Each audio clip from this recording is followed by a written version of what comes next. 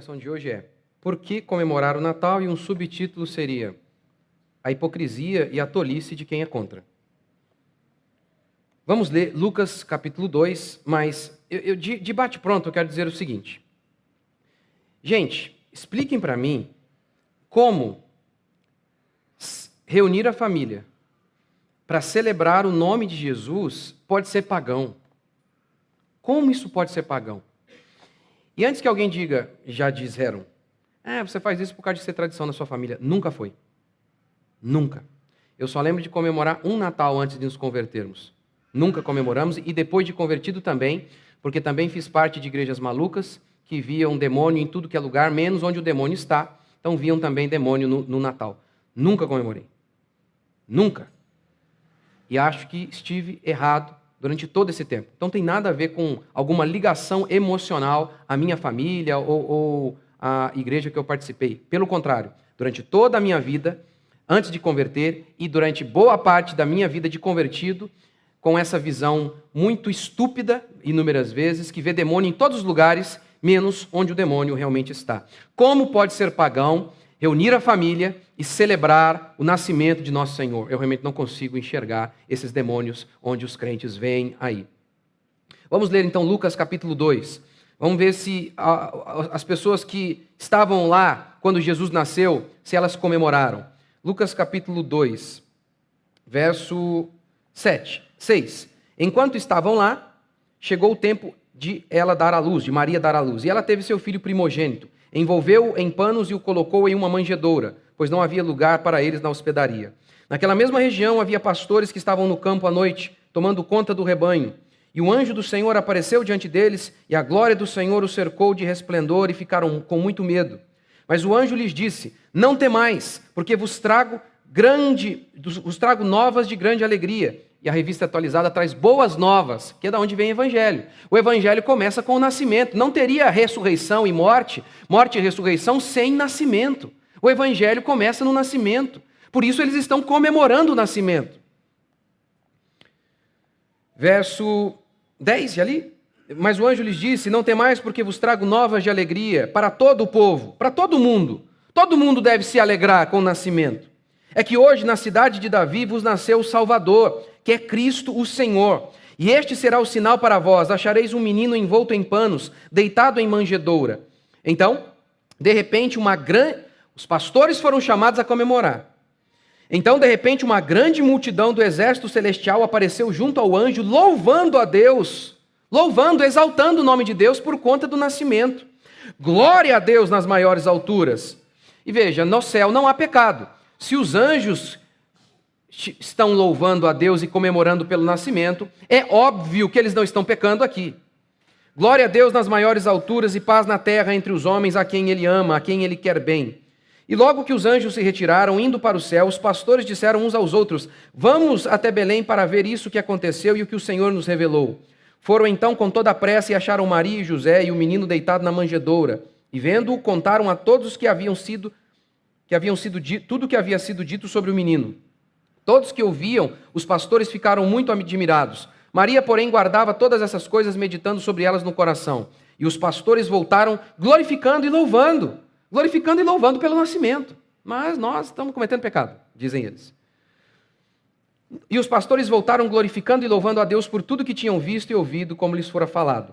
Então, os pastores comemoraram. Diz o texto bíblico que os anjos louvaram a Deus pelo nascimento de Jesus, mas nós que somos pagãos por estarmos comemorando. Mas o texto continua ainda. Vamos lá para verso 25. Havia em Jerusalém um homem chamado Simeão. Ele era justo e temente a Deus e esperava a consolação de Israel. E o Espírito estava sobre ele. O Espírito Santo lhe havia revelado que ele não morreria antes de ver o Cristo da parte do Senhor. Assim, movido pelo Espírito, foi ao templo. E quando os pais levavam o menino Jesus para fazer por ele conforme ordena a lei, Simeão o tomou nos braços e louvou a Deus. Os anjos louvam a Deus, os pastores louvam a Deus, Simeão louva a Deus, e Mateus diz que também os magos vieram de longe para louvar e comemorar o nascimento. Mas, pagãos, somos nós que estamos louvando a Deus. Por quê? Por que acontece isso? O que acontece de existir esse repúdio em boa parte do meio evangélico em relação a comemorar o nascimento de Jesus Cristo. Alguns que não comemoram, mas muitos outros têm uma atitude extremamente negativa em relação a uma boa parte da cristandade que comemora o Natal. Eu acredito que devemos comemorar. Eu acredito. Eu acredito que há alguns problemas aí de falta de razão, de hipocrisia, tolice e perda do espaço cultural. Poucos símbolos nos restam na cultura. E os poucos que restam em relação à fé cristã, os próprios cristãos querem aniquilar. Há também outro elemento muito importante para todos nós, e inclusive para os seus filhos, na celebração do Natal. O ato de ficar deslumbrado. Deslumbramento. Coisa que adulto vai perdendo. Coisa de criança.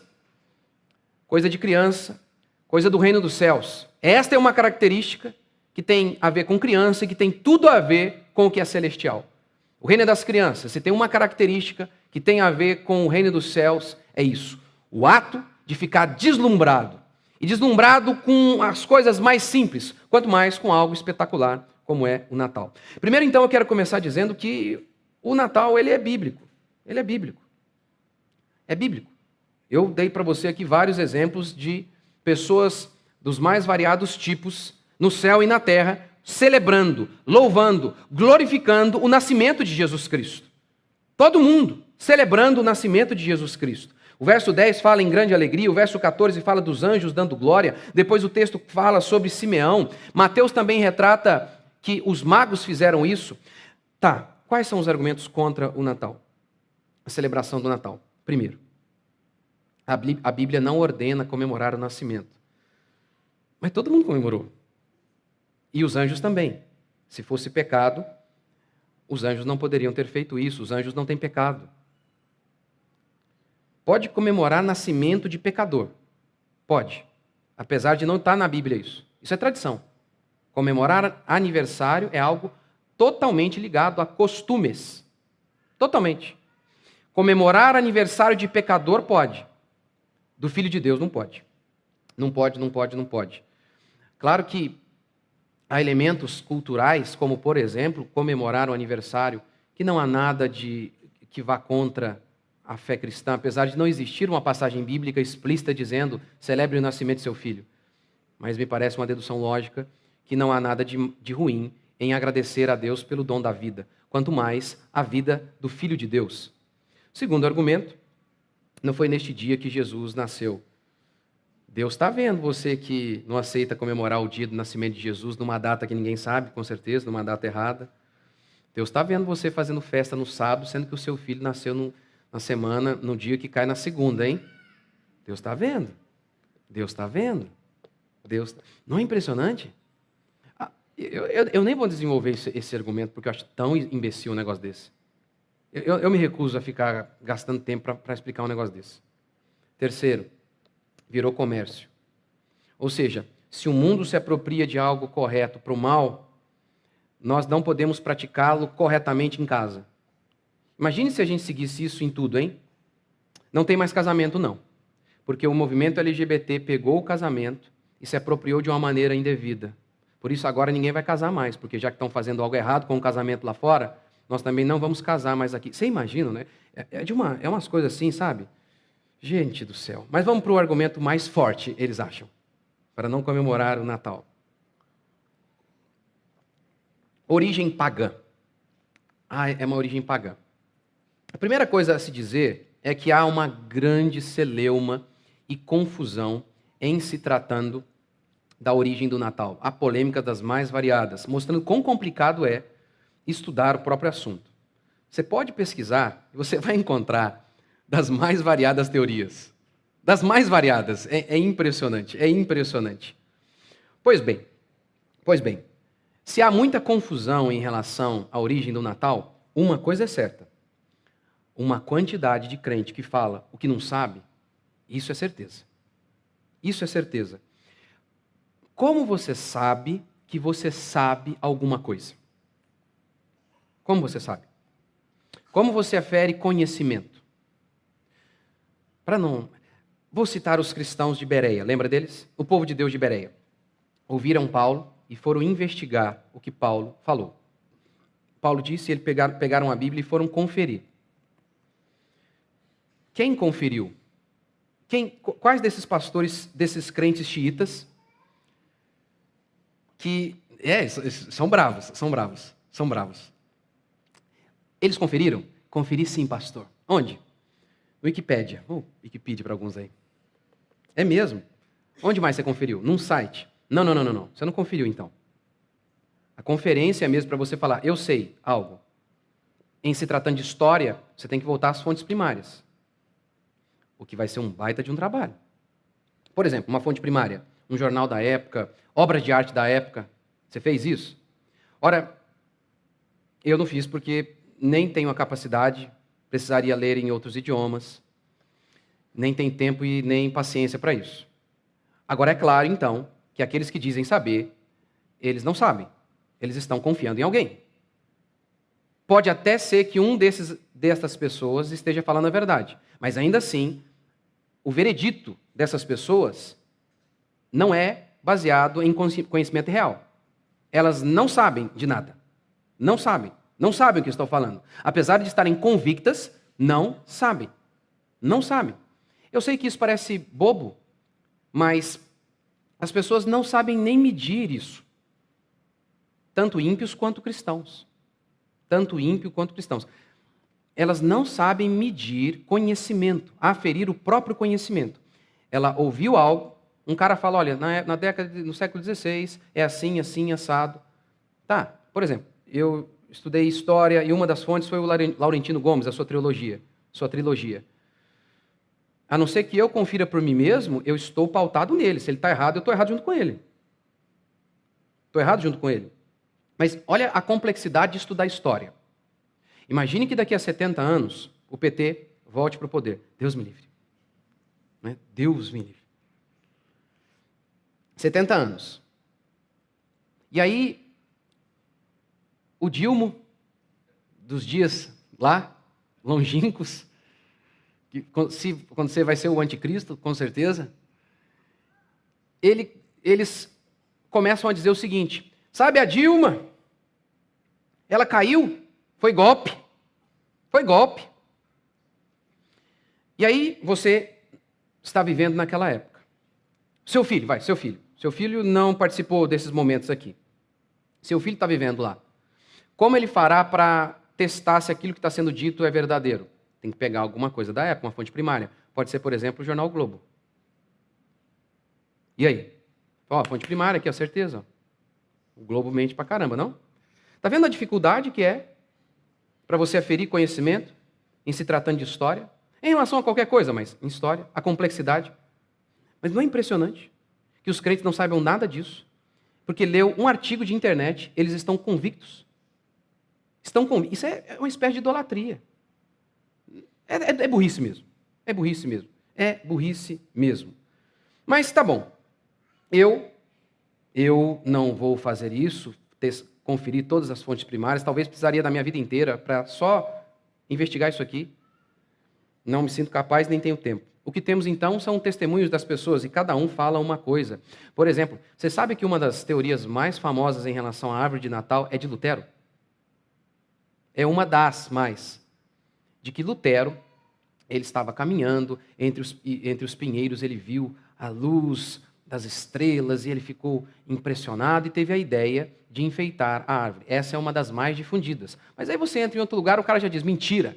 Tem até um quadro muito famoso, pintado por um pintor muito renomado, que retrata isso, a família de Lutero ao redor da árvore de Natal. Mas aí já tem um outro cara que fala, não, mentira, isso é mentira, porque as árvores se popularizaram depois e por aí vai. Ok, isso é muito, muito interessante. Mas esse é o primeiro ponto. Como que as pessoas têm certeza de algo que ninguém tem. Isso é muito interessante. Mas, tá bom. Tudo que tem origem pagã deve ser rejeitado em todos os sentidos? O vestido de noiva também deveria? Os instrumentos musicais, muitos instrumentos musicais foram compostos no centro do inferno mesmo, gente. Deveriam ser rejeitados também? E são usados no culto. No culto. Lá em Gênesis, por exemplo, você tem a linhagem do povo de Deus e a linhagem dos filhos dos homens. Os filhos dos homens é que criaram os primeiros instrumentos musicais. Deveríamos rejeitar todas as coisas? Não é hipocrisia isso? Não é, veja a hipocrisia das coisas. Quantas coisas foram criadas por homens pagãos? Paulo fala da carne sacrificada ao ídolo. Ele fala assim, pode comer, agradece e come. Comam, dê graça e comam e tudo é santificado. E no caso das festas de Natal, se for, não é origem pagã. Se a ideia verdadeira do Deus Sol, que foi substituído pelo aniversário de Jesus, então não sei se tem uma origem pagã ou se tem uma substituição e uma aniquilação de festas pagãs em que se coloca uma festa cristã no lugar, como por exemplo aconteceu em Israel, quando eles tomam Canaã, eles vão arrancando todos os elementos da cultura e substituindo pelos seus elementos culturais, pelas suas festas. Mas a questão é a seguinte, é impressionante como que tem crente que vê demônio em tudo, menos onde os demônios realmente estão. Isso é típico de fariseu. É típico de fariseu. Lembra do fariseu? Que ele se preocupava em lavar as mãos e aí Jesus diz assim, meu filho, não é isso que contamina, não é o que está fora, é o que está dentro. Adultério, mentira, roubalheira e por aí vai. Mas o fariseu, o espírito do fariseu, ele sempre vê demônio nas coisas. Sempre. Porque é muito mais fácil eliminar coisas do que tratar com o coração. É muito mais fácil ver o demônio em um objeto, em uma camisa, do que no próprio coração e nas atitudes. Dá um trabalho muito grande mudar de vida. Trocar o vestuário talvez não seja tão complicado assim. E que coisa. Veja como que as pessoas acreditam, sabe? As pessoas gostam dessas teorias da conspiração e algumas não são não, mas muitas são. Gostam das coisas ocultas, dos mistérios. Você já ouviu falar de mensagem subliminar? Já ouviu falar? Meu Deus, quando eu converti, era a moda. Era a moda. Aí veio um pastor ainda chamado Josué Irion, acho que é esse o nome dele. Eu não sei se ele é brasileiro, mas ele gostava de falar com sotaque. Porque tem mais poder, né, quando você fala com sotaque, é ou não é? Tem mais poder, você sabe disso. O cara dá mais. E aí falava que todos os demônios estavam no desenho da Disney, porque tinha mensagem subliminar e tal. Ai, Jesus Cristo. Não é fácil ser pastor, tem dia que cansa. Tem dia que cansa. Qual é a ideia da mensagem subliminar? Tem tudo a ver com isso que eu estou falando aqui, do povo acreditar nas loucuras, sabe? A ideia da mensagem subliminar é a seguinte, que estímulos que não podem ser percebidos pela sua consciência, mas que afetam o seu comportamento. Como essa ideia maluca começa? Com um cara chamado James Vicari, em 1957. Ele disse que fez um experimento. Como foi o experimento? Botou todo mundo lá no cinema e mensagens assim, em flashes, rapidamente, de maneira que o olho nu, a consciência não conseguiria absorver. Mas aí ele dizia, o subconsciente, é uma coisa que está lá atrás. O subconsciente absorveria. Qual que era a mensagem? Beba Coca-Cola, beba Coca-Cola, beba Coca-Cola. Pois bem, e aí ele disse que houve um aumento na média das pessoas bebendo Coca-Cola e também comendo pipoca. Ele também colocou, coma pipoca. Ok, isso foi em 1957. Mas essa história que pegou.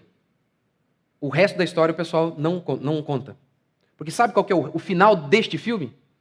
Que ele mesmo veio a público posteriormente dizendo que não tinha feito nada, que era tudo mentira aquilo. Ele próprio fez isso. Ele próprio confessou que era uma mentira. Uma emissora de televisão, a CBS, se eu não me engano, fez um experimento. Aí jogou flashes assim, ó, ligue para a nossa emissora, rapidamente. Ninguém ligou. Então, essas coisas não tem base nenhuma, mas aí o estrago já tinha sido feito. E aí, meu amigo, já tinha Coca-Cola com mensagem subliminar, que você virava do contrário, tinha um demônio. Disco da Xuxa, sabe? Disco da Xuxa que meu Deus, aqui ninguém vai lembrar, né? Como é que era? Vinil, né? Vinil. Aí você... Gente, mas do contrário, todos ficavam... Aí falava, tá vendo? A Xuxa tem pacto com o demo, não sei o quê. Demônios em figuras de desenho. Mensagem subliminar. Eles viam, por exemplo, numa imagem assim do céu estrelado. Eles conseguiam ver lá sexo. Eu olhando... Falei, rapaz, vocês que são muito pervertidos, consegui ver ali sexo. É de uma loucura, é de uma irracionalidade, mas era subliminar. Então, gente, você imagina se isso fosse verdade? Gente, é simples, faz isso com seu filho. Uma mensagem subliminar assim para ele, assim, obedeça, obedeça. Faz o teste lá. Depois você me conta se deu, subliminar. Você vai ver, nossa, o moleque agora...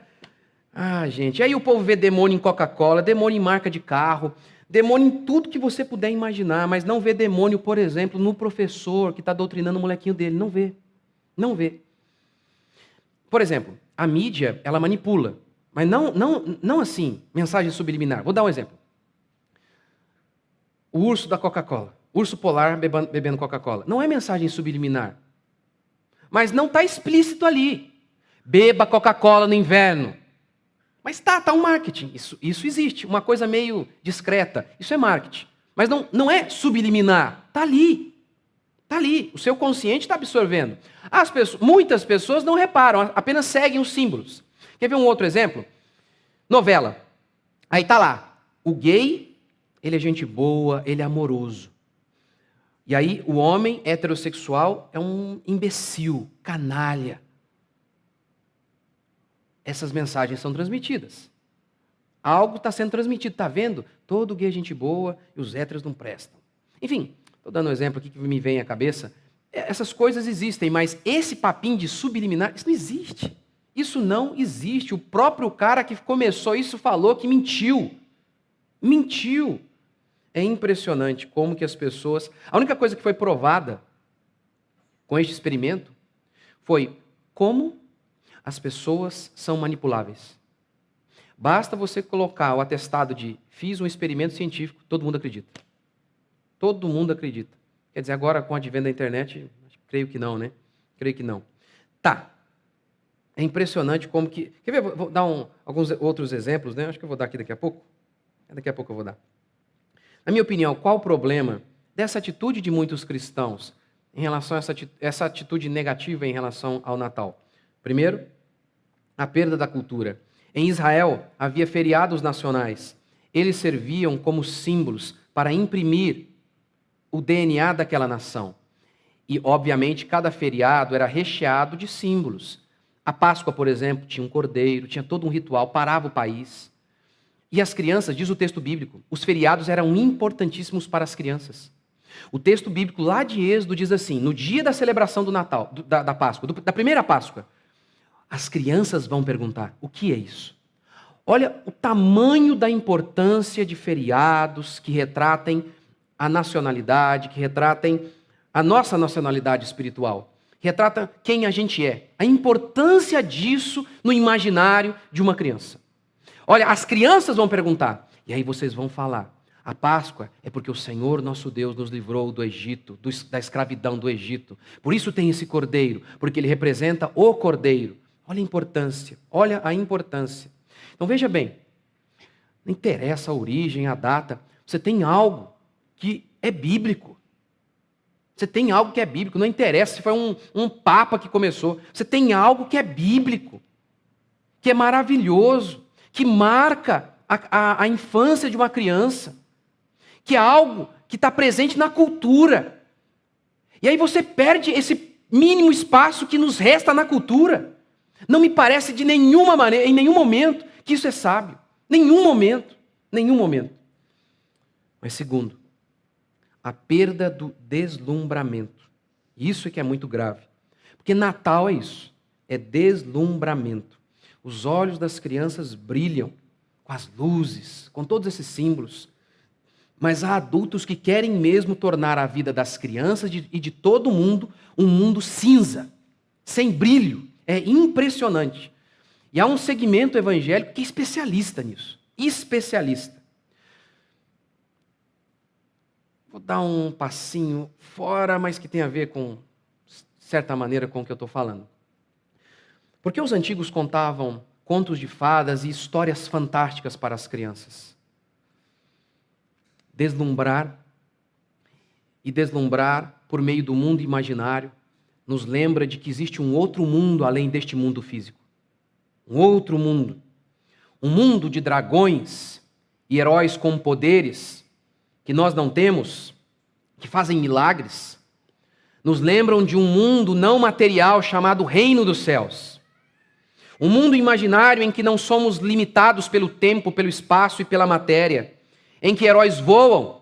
Nos lembram que existe também um outro mundo, um mundo espiritual, em que demônios fazem coisas horríveis com seus superpoderes e anjos também fazem coisas maravilhosas com seus superpoderes.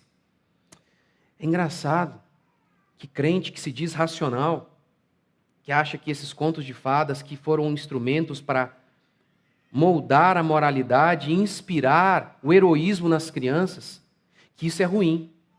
Porque isso é mentira, dizem eles. É mentira. Não, não é mentira. Don Quixote é real. O Don Quixote é real. Ele está todo dia na minha cabeça. A mensagem de heroísmo daquele homem que, no mundo fictício, Don Quixote era um magrelo, velho, que sozinho enfrentou o mundo inteiro. Eu me vejo nele certinho, porque você já viu o desenho dele? Eu olho e falo, nossa, é feio igual eu. Parece mesmo. Eu gosto dele, meu personagem preferido. A coragem de enfrentar o mundo inteiro, ainda que esteja sozinho. Isso é real. Heroísmo. Heroísmo. Mas os crentes, muitos crentes que se julgam racionais, que dizem que isso é mentira, que isso não existe, acreditam no Jornal Nacional. Crê em pastor maluco. Crê em pastor maluco que fala qualquer besteira e está carregado disso na internet. Olha, tem um meteoro que vai cair amanhã. Olha, a besta do Apocalipse está lá na ONU lá. Como eu falei para vocês no começo aqui em off. A besta de Apocalipse é um leopardo, patas de leão e de urso, 10 cabeças, 7 chifres. O animal lá da ONU, nem leopardo é. Nem leopardo é. Não tem 10 chifres, 7 cabeças e por aí vai. Não tem pés de leão e de urso. Nada disso. Ou seja, não tem nada a ver. Nada a ver. Mas lá tem demônio. Por quê? Porque o povo gosta dessas coisas. O povo gosta dessas coisas assim. Eu lembro, eu não era crente. Não era crente, odiava crente. Aí passava o programa da Universal lá dos demônios lá. Eu ficava lá, nossa, vai expulso agora. Vai, bichão, vem. O ser humano gosta dessas coisas. Dá ibope. Dá ibope. Mexer com essas coisas, com o imaginário das pessoas, nesse sentido. É se apropriar da fraqueza dessas pessoas. E aí, essas pessoas que dizem ser tão racionais, que odeiam que a gente fique deslumbrado com o Natal, mas ficam deslumbrados com essas histórias absurdas desses pastores, por exemplo, de besta, marca da besta. Marca da besta, me ajuda aí que eu já falei para vocês várias vezes. O que já foi marca da besta, gente? Vamos lá. Marca de carro, Coca-Cola, cartão de crédito, Visa. Lembra Visa? Você fazia as contas lá, 666. Lembra? Tudo. Qual marca de carro? Eu não lembro qual a marca do carro, mas aí me mandaram uma vez lá, aqui ó, 666. Eu falei, cadê o 666? Está aqui, pastor. Mas na onde? E eu que sou irracional. Eu que sou pagão. Todas essas coisas ficaram para trás. Todas elas. Visa já foi marca da besta. Não, não é. Cada um desses absurdos que esses pastores falaram, ficaram por terra. Não se cumpriu. E eles continuam acreditando nisso. E se dizem racionais. Se dizem racionais. Mas nós somos ignorantes porque ficamos deslumbrados com o nascimento de Jesus Cristo. Você já reparou como que criança fica deslumbrada? Já reparou? Quando a criança chega à praia. Quando a criança vê um animal. Veja o Natal. Cores, luzes, família reunida, parentes que vêm de longe. O evento. Tudo isso deslumbra a criança. E mexe com o imaginário dela. E gera impressões no imaginário dessa criança. Mas eles não se importam com isso. Não se importam em deslumbrar a criança. Eles querem mesmo que as crianças não fiquem mais deslumbradas. É isso que eles querem. É isso que uma boa parte da igreja evangélica quer. Depois eles não entendem por que essas crianças crescem materialistas. Materialistas. Covardes. Ranzinzas. Ingratas com a vida. Eu estou sentado ali na sala em cima e estou olhando as árvores que existem aqui a nossa região aqui, em frente ali. Estou vendo as maritacas, são os pássaros que existem aqui aos montes, na nossa região. Estou vendo o trem que passa logo ali à frente, as montanhas do nosso vale, nossa região é um vale. E eu estou pensando e estou agradecendo a Deus por isso aqui. Porque as pessoas também, diferentemente de crianças, elas até se deslumbram, mas elas não conseguem mais se deslumbrar com aquilo que elas veem todo dia. Pelo contrário, as pessoas se tornam até cegas para as coisas que elas veem todos os dias. Por exemplo, um quadro na parede da sua casa. Você tende a não enxergá-lo mais depois de tanto vê-lo. Criança não. Criança se maravilha sempre. Sempre. Criança se deslumbra sempre. Fica empolgada mesmo. Empolgada. Mas aí a gente acha que o adulto é que está certo. O adulto que não se deslumbra mais com as coisas que estão ao seu lado. O adulto que vê tudo de maneira material, apenas para ganhar dinheiro. Só assim, é assim apenas que ele vê a existência. Não é sem motivo que é uma multidão de gente deprimida, de gente angustiada, porque a vida delas é realmente um inferno. É um mundo cinza. É um mundo cinza. Não existe nada que foi semeado no imaginário desses adultos. Claro, não existem símbolos que os inspirem a se lembrar que eles são de outro mundo. Não existe. Porque aquelas coisas que nos ajudam a ficarmos deslumbrados, uma boa parte da cristandade fez o favor de aniquilar. Aniquilar. Realmente, como eu disse para vocês, para mim não é polêmico. Eu realmente acredito que é uma bênção se comemorar o Natal, principalmente por conta das crianças. Principalmente por conta delas. Para mim é muito simples, não há polêmica. Mas sabendo que mesmo homens piedosos divergem, é claro que aqui na nossa igreja não há nenhum dogma em relação a isso. Comemore se quiser, coloque o que quiser na sua casa, faça o que você quiser. Eu sou favorável aos símbolos. Sou favorável a essas reuniões. E mais uma vez, antes que alguém diga, é porque você está defendendo isso, porque talvez você veio da família, na sua família tinha isso, meu irmão está aqui, é testemunha. Gente, nem aniversário nosso a gente comemorava. Nem nosso. Nem nosso. Eu lembro de um aniversário que foi comemorado meu, do meu irmão nem teve, coitado. Olha aí para você ver. Eu não lembro do aniversário do meu irmão. Eu lembro de um meu. E ainda fico com medo de pensar o seguinte. Ainda tenho medo de... Se esse único meu aqui não foi imaginário. Não foi imaginário. Um absurdo. Um absurdo completo. E aí nos convertemos. Nas nossas igrejas, o Natal era demonizado.